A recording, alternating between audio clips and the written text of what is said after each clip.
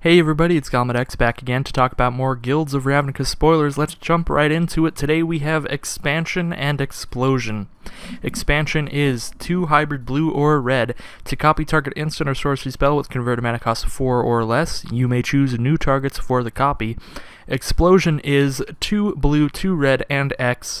Explosion deals X damage to any target, and target player draws X cards. So, Expansion is like a twin cast or reverberate effect, but a little bit worse, but that's fine because it is a hybrid card and it's on a split card, so it's okay that it's a little bit watered down, a little bit powered down. I don't really see Expansion doing much of anything. I don't think a lot of people are going to be casting Expansion that often. I think the real fun part of this card, and the card that's going to see play a lot in Commander certainly, is Explosion. So Explosion is basically invoke the Firemind for 1 more mana. You get to have it at instant speed, and you get to do both instead of just choosing one. That seems sweet. Yeah, definitely seeing play in a lot of Izzet Commander decks. As far as Standard and Limited go, for Limited, I don't think that this is much of a card. It's not going to do literally anything at all till turn 5. So for 5 mana you do 1 damage to something and draw 1 card, not good. 6 mana you do 2 damage to something, draw 2 cards, not really good still. I think 7 mana is the cutoff where you're like slightly okay with the cost. 7 mana to deal 3 damage to one thing and draw 3 cards, but even then that's a lot of mana for that effect. I think basically the more mana you dump into this, the better it gets, but it's not even like decent until 7 mana, so I don't see this being much of a great card in Limited. Maybe it's alright in Sealed in your slower games. As for Expansion, Reverberate, Twin Cast, those kind of effects very rarely ever see play in Limited. The only times they really do is if you're heavily into just trying to combo your opponent off with stuff like Lava Axe, and I don't really think that's going to be much of a strategy in this format. So Expansion, not much of a card, but being attached to Explosion makes it a little easier to run in Limited. That way, even if you only have like 5 mana, you can still do something with it instead of just using Explosion. You could cast a 3 mana burn spell, copy it with Expansion, so kind of do 2 removal spells there.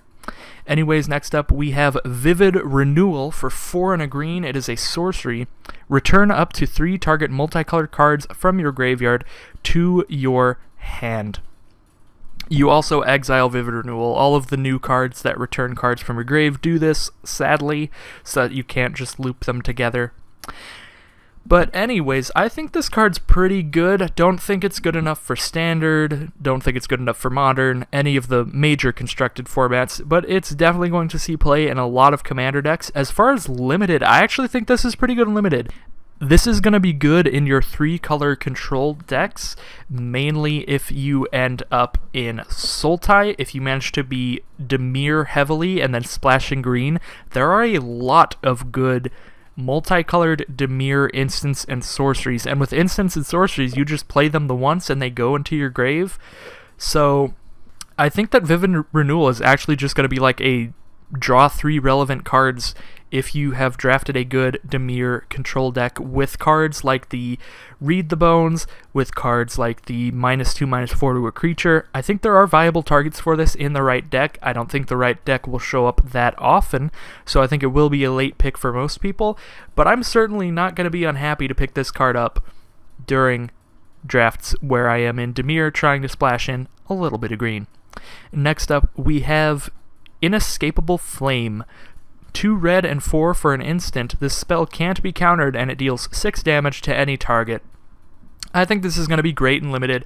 It is a lot of mana, but it does 6 to any creature, so it's going to remove something, preferably something big, or it could just end your opponent if you are playing an aggressive deck. If you've managed to get them to 6 or less, bam, Inescapable Flame, and you're dead. This isn't going to do anything in Standard. We already have Banefire in Standard. This is instant, and Banefire is sorcery, so I mean, there's a slight argument there, but even Banefire I don't think is doing much in Standard right now, so that is my thoughts on Escapable Flame. Next up, we have Arclight Phoenix. 3 in red for a 3/2 Flying Haste. At the beginning of combat on your turn, if you cast 3 or more instants and or sorceries this turn, you may return Arclight Phoenix to the battlefield. This card's definitely good and limited. 4 mana 3/2 Flying Haste is good on its own, and if you're in the right kind of Jumpstart deck with some cheaper Jumpstart cards, all you gotta do is cast a Jumpstart card, Jumpstart it, and then just play one more instant or sorcery, and you can get this thing back. I think you could reliably, in a Jumpstart deck, get this back at least once, which means that this card's just gonna be great if you can do that.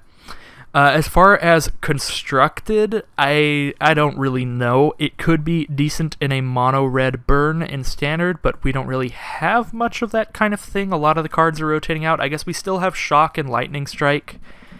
So, yeah, you definitely need a lot of instants and sorceries to make this good for Standard. And I don't really know enough about Standard to know if we have enough currently. Next up, we have Maximize Altitude. This card combos very well with the Arclight Phoenix. It is 1 blue for a sorcery. Target creature gets +1/+1 and gains flying until the end of turn, and it has Jumpstart. So the reason this card works really well with the Phoenix is just that it's a very cheap card with Jumpstart. You can play 2 instants or sorceries for 2 blue mana. So yeah, this is going to work great with all the cards that trigger off-casting instants and sorcery spells. I think this card's going to be exceptional in Sealed, like at the pre-release. Again, in most sealed formats, a lot of games will end up in board stalls, and this helps you get over the stall, just +1/+1ing a 3/2 or a 4/4 or something, giving it that flying to get in there. Plus, you can do this on either 2 different creatures to kill them immediately, or you could just do this on your biggest guy and then do it on your biggest guy again next turn. Don't think this is going to do anything in any constructed formats, but for limited, it's certainly interesting. I wouldn't draft it very highly unless I do have a lot of cards where I want to cast multiple instants and sorceries, but for sealed, I'm probably running this more often than not just to get through those board stalls. Next up, we have Govern the Storm. 4 in a red for an instant. Govern the Storm deals 5 damage to target creature.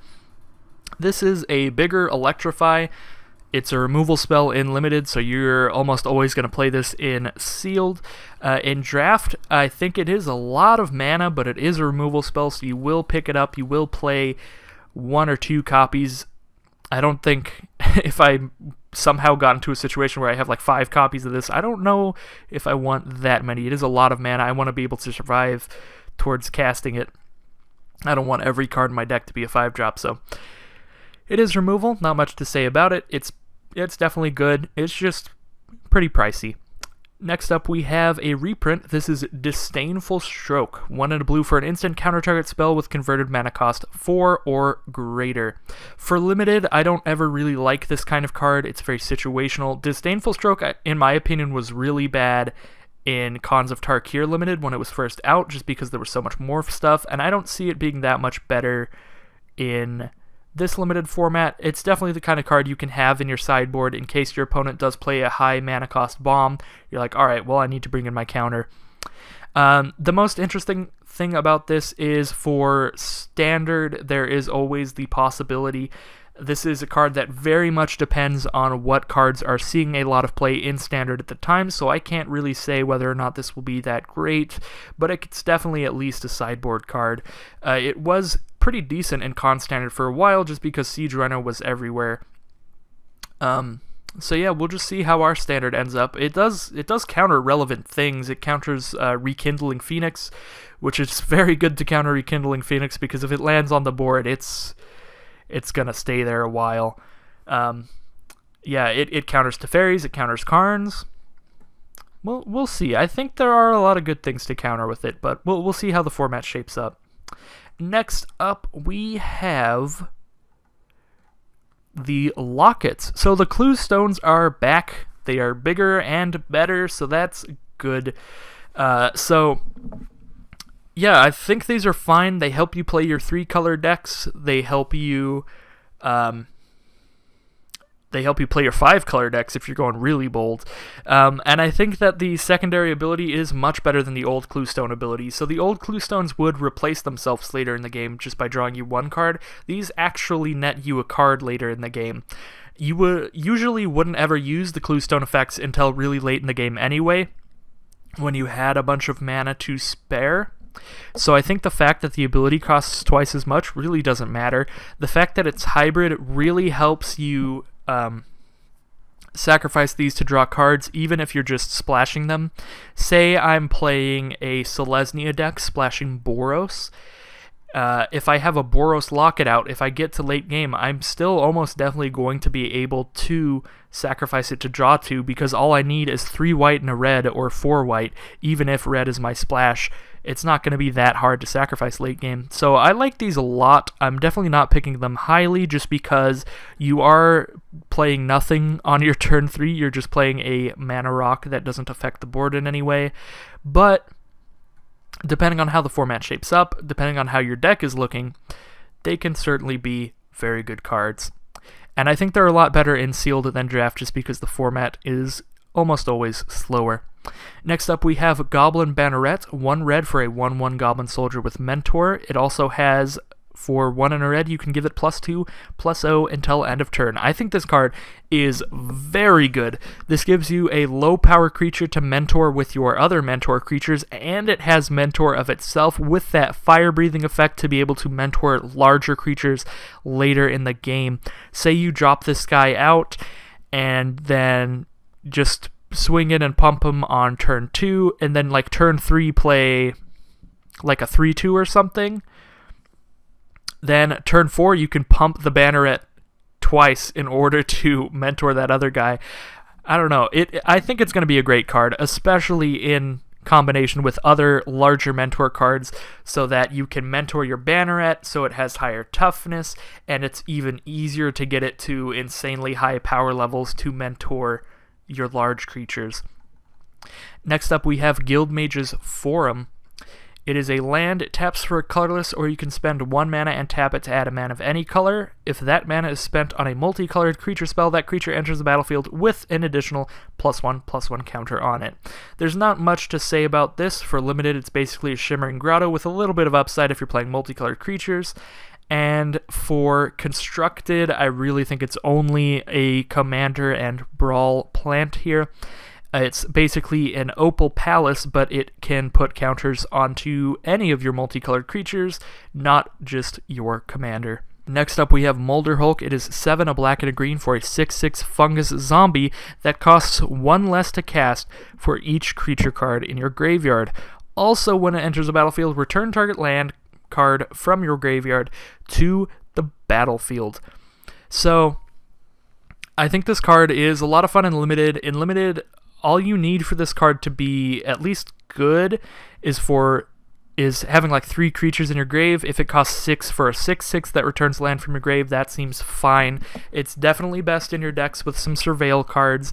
That way you do have some cards in your graveyard, specifically a couple creatures and a land you definitely want when you cast your Molder Hulk. For constructed formats, it's certainly fun in Golgari commander decks, and for Modern, I think is where this is the most likely, but I really don't know enough about Modern Dredge to know if this will be that great. I don't know how many creatures they usually have in their grave, or they usually can get in their grave. I think if you do have 7 creatures in your grave, being able to play this for a black and a green to play out a 6/6 and then return a land from your grave to the battlefield in order to return your Bloodghasts, that seems pretty sweet. I just don't know if the deck really wants that. I don't know how strong the deck is right now. I don't know how many creatures they have in their grave. I don't know a lot about Dredge, but it certainly seems fun. Next up we have Midnight Reaper. It is a black and 2 for a 3/2 zombie knight. Whenever a non-token creature you control dies, Midnight Reaper deals 1 damage to you and you draw a card. So this is automatically going into a lot of commander decks. Definitely good in sacrifice strategies, definitely good in zombie strategies. As far as standard is concerned, I'm not so sure about it. It is only a 3 mana 3/2. You need to have other creatures on the board that are dying specifically, not just getting exiled and stuff like that, to get value out of it. And also, to get a lot of value out of it, you probably want to be the kind of deck that synergizes well with it. You want to be a deck that makes some tokens to sacrifice, or you want to be the kind of deck that has like Death Baron or something to make it a little bit bigger. So, not sure if this is doing anything in Standard. I mean, there was that Rakshasa card back in Khans of Tarkir that didn't do anything in Standard, and it was very similar to this. So, we'll definitely see later, but I don't think it's doing much of anything. Definitely a great commander card, and certainly a relatively high pick in Limited. Next up, we have Passwall Adept. It is 1 and a blue for a 1/3 human wizard. You can spend 2 and a blue to have target creature become unblockable until end of turn. I think this card is awesome. That is very cheap for the unblockable ability. We've seen this before on cards like Amphin Pathmage. Usually that effect has cost like 5 or 6 mana to give something unblockable. This can reliably, at least in Sealed, give 2 creatures unblockable once you get into those board stalls, and I think that's very good. That's going to kill a lot of people. And I think being a 2-mana 1/3 makes it fit very nicely into your Dimir and Izzet control decks. So yeah, very excited about this card. I think it is a lot better than it looks. It definitely looks pretty innocuous there, hiding in the shadows. Next up, we have Vraska Golgari Queen, 2 a black and a green for a 4 loyalty planeswalker, +2, sacrifice another permanent. If you do, gain a life and draw a card. -3, destroy target non-land permanent with converted mana cost 3 or less. And -9, you get an emblem with whenever a creature you control deals combat damage to a player, that player loses the game. So much like old Vraska, she has one of the coolest ultimates in the game. Definitely not one of the greatest, but it's cool. Yeah, so the first 2 abilities are most of what you're going to be doing. I think that she's fine as a 4-mana sorcery to destroy a non-land permanent with converted mana cost 3 or less. The first ability is definitely the most iffy to me.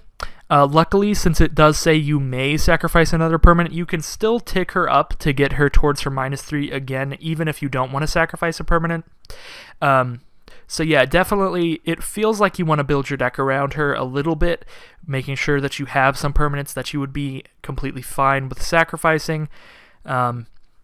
Maybe have some tokens. Maybe just have a deck that operates with a low amount of lands very well. Maybe you do just want to sacrifice lands to draw cards. Excuse me. We'll see when she comes out. I definitely don't think that she's that good. I think that the commanders, or the planeswalkers we have in Standard right now, are just better. I like Nicol Bolas and Karn and Teferi better than her. Next up, we have Swarm Guild Mage. It is a black and a green for a 2/2 Elf Shaman. For 4 and a black, you can tap it, and creatures you control get +1/+0 and gain menace till end of turn. And for 1 and a green, you can tap it and gain 2 life. This card seems very good in Limited, but the Guild Mages almost always are. So basically, the second ability, 2 mana tap it, gain 2 life. Yeah, that's not very impactful, but it gives you something to do with your mana when you don't have anything else. And then the first ability, that seems great. If you've managed to assemble a decent board, if you have like a board that is comparable to your opponent's in terms of how good the creatures on it are, then that first ability, once you get to 5 mana, is almost definitely going to win you the game. It gives your entire field +1/+0 and menace, so then they could only block half your field.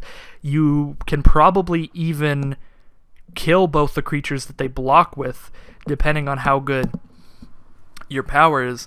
Like, it definitely forces them into a very rough situation, and the fact that you can do that every turn if you have the mana for it seems very good. Next up, we have Golgari Findbroker, 2 black and 2 green for a 3/4 Elf Shaman. When Golgari Findbroker enters the battlefield, return target permanent card from your graveyard to your hand.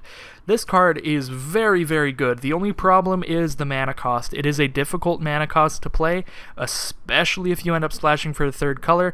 I think this is a card that if you pick it up in draft, it definitely incentivizes you to keep to just your Golgari. Try to stick it to the 2 colors, that way you can consistently cast this at least on turn 5 or 6.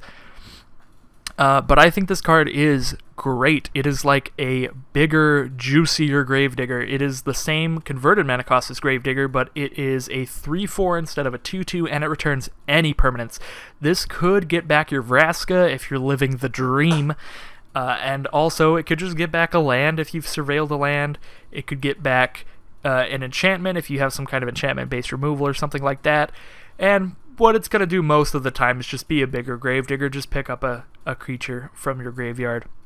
But yeah, I think this card is very, very nice. Next up, we have House Guildmage, 1 blue and a black for a 2/2 human wizard. You can pay 1 and a blue and tap it to make target creature unable to untap during its controller's next untap step, or you can pay 2 and a black and tap it to surveil 2. I like this card a lot, as usual with the Dimir cards. I think what I want to be doing with this most of the time is just spending 3 and tapping it to surveil 2 at their end step when I have a handful of instants to screw with them. That's definitely going to be fun, and I think you will be winning in any situation where you're allowed to just do that. And it does have the other ability for when you are behind. I think any time when you're having to use the first ability is not going to be a good time. You're not going to be having that much fun. But it is there if you need it. I think the best thing about it is that if they do have some kind of ginormous threat, you can, after they attack with it, just make sure it doesn't untap in their next turn. And then if you really need to, you can just keep sinking the 2 mana into it to keep that creature tapped forever. So yeah, those were all the spoilers for today. What did you guys think? I am definitely, as I say almost every video, looking forward to the set. I want it to be pre-release weekend already. Yeah, lots of fun cards. The limited format keeps looking better and better, and I cannot wait. Thank you all for watching, and I'll see you all tomorrow for more Guilds of Ravnica spoilers.